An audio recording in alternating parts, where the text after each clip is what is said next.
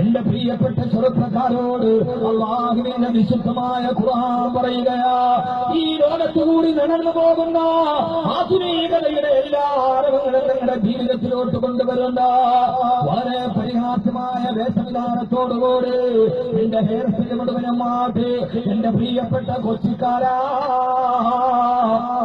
അങ്ങനെ ഞാൻ അഭിസംബോധന ചെയ്യുന്നത് നിങ്ങളെന്നൊന്നും പറയുന്നുണ്ടോ? കൊച്ചിക്കാരെന്തെങ്കിലും ചെറുപ്പക്കാരിപ്പോ വാക്കവി മാപ്പ് പറയിപ്പിക്കണമെന്നൊന്നും പറയോ? കാഞ്ഞങ്ങാട് ബഹുമാനപ്പെട്ട സിംസാറുകൾക്ക് ഉദവി കഞ്ചാവിനെ പ്രസംഗിച്ചു ആ നാട്ടുകാരവി അദ്ദേഹത്തിനെതിരെ ആ നാട്ടിലെ ഒരു വിഭാഗം ആളുകൾ അദ്ദേഹം മാപ്പ് പറയണം എന്നാണ് കാരണം. ലഹരിക്കെതിരെ അദ്ദേഹം പ്രസംഗിച്ചു എന്ന കാരണത്താൽ ഞാനൊന്ന് ചോദിക്കട്ടെ സഹോദരങ്ങളെ, അദ്ദേഹം ലഹരിക്കെതിരെ പ്രസംഗിച്ചപ്പോൾ വളരെ മാന്യമായ ഭാഷയിൽ അദ്ദേഹം പ്രതികരിച്ചപ്പോ അദ്ദേഹത്തെ സിംസാറുകൾക്കുദവിയെ നാട്ടുകാർ പഞ്ഞിക്കിട്ടു എന്ന് പറഞ്ഞ് ഫേസ്ബുക്കിൽ അത് പോസ്റ്റ് ചെയ്ത് മുതലെടുത്ത ആളുകളുണ്ട്. അവരൊക്കെ ഏത് ദീനിന്റെ വക്താക്കളാണ് എന്ന് നാം ഒന്ന് മനസ്സിലാക്കേണ്ടതുണ്ട്.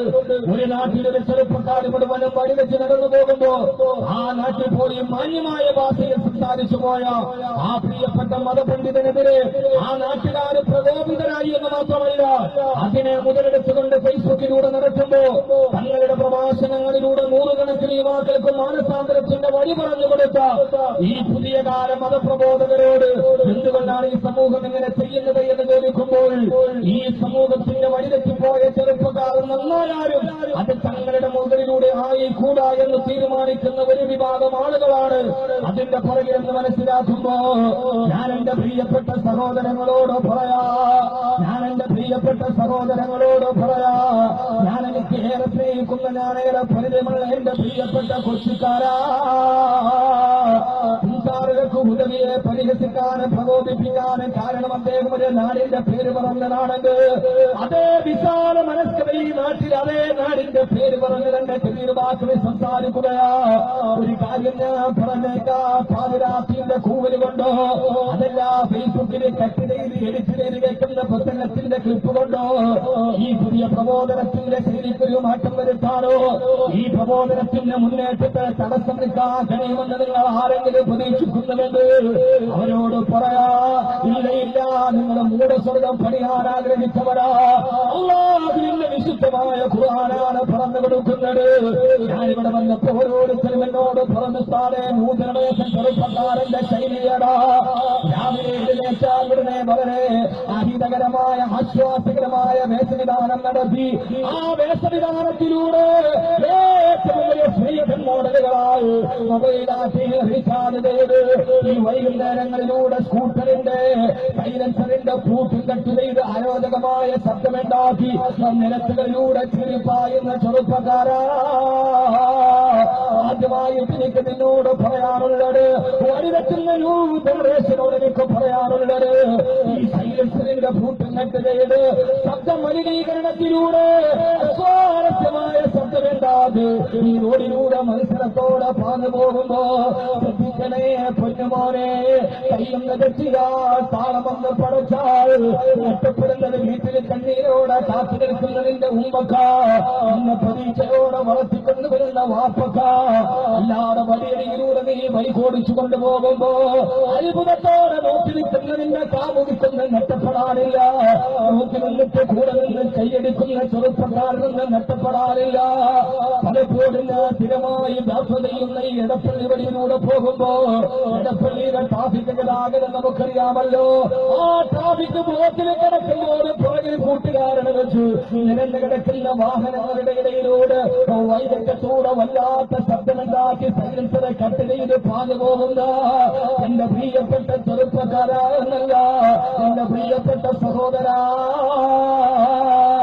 മടുക്കത്തിനെടുത്ത് താരാട്ട് പാടിയതുകൊണ്ട് ഇന്ന് രാവിലെ പോലും നിന്നെ ഇടക്കിനിട്ട് നിന്റെ പ്രിയപ്പെട്ട മാതാവ് വീട്ടിൽ കാത്തിരിപ്പുണ്ട്, നിന്റെ പിതാവ് നിന്നെ കാത്തിരിപ്പുണ്ട്.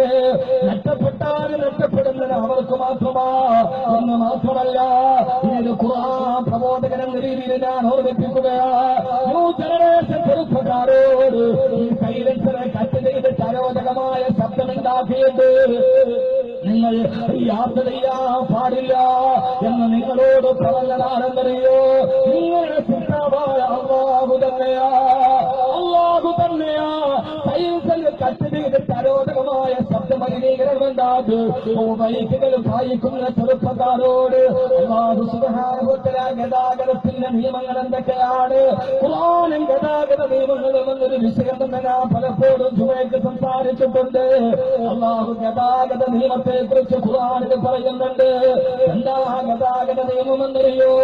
അല്ലാഹു പറയാ വഖ്സിദു ഫീ മശീക വഗ്ദു ബിൽ സൗത്ത് ഇന്ന അൻകറ അസ്വാതില സൗത്തുൽ ഹമീർ.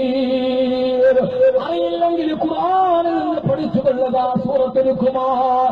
അല്ലാഹു പറയാ നമ്മളൊക്കെ റോഡിലൂടെ പോകുമ്പോൾ വലതു ഭാഗത്ത് ട്രാഫിക്കിന്റെ ബോർഡിൽ സ്പീഡ് ലിമിറ്റ് എഴുതി വെക്കാറുണ്ട്. സ്പീഡ് ലിമിറ്റ് 60 km/h, അതല്ലെങ്കിൽ സ്പീഡ് ലിമിറ്റ് 80 km/h. 80 കിലോമീറ്റർ മണിക്കൂറിൽ 80 കിലോമീറ്റർ സ്പീഡിലാണ്. അമിത വേഗത ആപത്താണ്. ആദ്യമായി ലോകത്തോട് പറഞ്ഞത് അല്ലാഹുവിന്റെ വിശുദ്ധ ഖുർആൻ. ഒരു മണിക്കൂറിൽ 20 കിലോമീറ്റർ സ്പീഡിൽ പോലും സഞ്ചരിക്കാൻ കഴിയാത്ത ഒട്ടകമെന്ന വാഹനം മാത്രം മരുഭൂമിയിലൂടെ ഓടിച്ചുകൊണ്ട് നടക്കുമ്പോ ആ കാലഘട്ടത്തിലാണ്, ഒട്ടകത്തെ വാഹനമായി ഉപയോഗിച്ചത് കാലഘട്ടത്തിലാണ് അല്ലാഹുവിന്റെ റസൂൽ ഓതി പറയുന്നത് വഖ്സിദു ഫീ മശീഖ. നിന്റെ സഞ്ചാര മേഖലയിൽ മികച്ച കാണിക്കണേ, അമിതമായ വേഗത എടുക്കരുത്. നിന്റെ സഞ്ചാര മേഖലയിൽ നിന്ന് മികച്ച കാണിക്കണേ, ഓവർ സ്പീഡ് പാടില്ല. മാത്രമല്ല ഭഗവമിൽ സൗചിക, നിന്റെ ശബ്ദം താഴ്ത്തണേ. നീ സഞ്ചരിക്കുമ്പോൾ, നീ യാത്ര ചെയ്യുമ്പോൾ നിന്റെ ശബ്ദം നീ താഴ്ത്തിക്കളയണേ. സൈലൻസറെ കട്ട് ചെയ്തിട്ട് ശബ്ദമലിനീകരണമുണ്ടാക്കി യാത്ര ചെയ്യുന്ന അനുവദനീയമല്ലെന്ന് അല്ലാഹുവിന്റെ ഖുർആൻ ബോധിപ്പിക്കുമ്പോ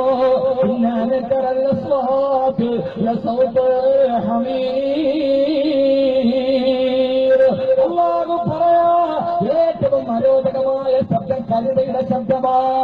ആളുകൾക്ക് അരോചകത്വമുണ്ടാക്കുന്ന ശബ്ദങ്ങൾ ഉണ്ടാക്കി നിങ്ങൾ യാത്ര ചെയ്യരുതെന്ന് ഖുർആൻ പറയുമ്പോ അങ്ങനെയൊന്ന് യാത്ര ചെയ്താക്കുന്നത് ഖുർആനിന് എതിര് പ്രവർത്തിക്കലാ. അതുകൊണ്ട് എന്റെ പ്രിയപ്പെട്ട സഹോദരാ,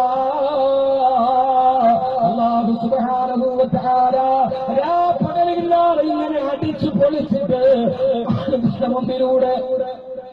ആളുകളുടെ മുമ്പിലൂടെ ആഡംബരത്തിന്റെ ഭാവം കണ്ടിട്ട് ധരിക്കാനല്ല അല്ലാഹു നമ്മോട് പറഞ്ഞതെന്നറിയോ? അല്ലാഹുവിന്റെ പരലോകത്തെ ഭയന്നിട്ട് ജീവിതത്തിലെ നൈതികതയിലൂടെ ജീവിക്കുക. ആണും പെണ്ണും കടന്നിട്ടുള്ള ഈ ജീവിതത്തിന് അവസാനം കൊടുക്കുക. ആണും പെണ്ണും തമ്മിലുള്ള ജീവിതം പ്രണയമെന്ന 3 അക്ഷരത്തിന്റെ മുമ്പ് ആണും പെണ്ണും തമ്മിലുള്ള ബന്ധത്തെ ഏറ്റവും അസുഖവൽക്കരിക്കുന്ന ആധുനിക ലോകം